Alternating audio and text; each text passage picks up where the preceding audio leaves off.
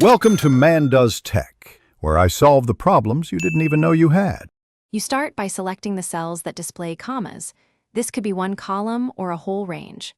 Once selected, inspect the number format on the ribbon to see if Excel applies a 1000 separator. If cells are text, convert them later. For now, make a quick backup or duplicate sheet so you can revert changes. Once done, proceed with the formatting options or the find and replace method. This keeps your data safe and lets you test which approach fits your dataset. Now choose the right method. If cells are numeric, turn off the 1000 separator and home number by toggling the comma button or opening Format Cells and unchecking Use 1000 separator. If commas are literal characters, press Ctrl+H, enter a comma in Find, leave Replace Blank, and replace all. If numbers are stored as text, wrap them with value, or use data text to columns to convert.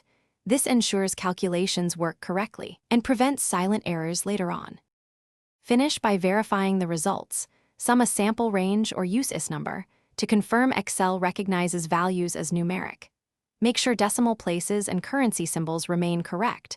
Reapply number format with 2 decimals if needed. If something goes wrong, check for mixed cell types, clean spaces with trim, remove commas with substitute, then convert with value. If errors persist, undo and try the alternate method. This step prevents data loss and ensures consistent. Thanks for watching.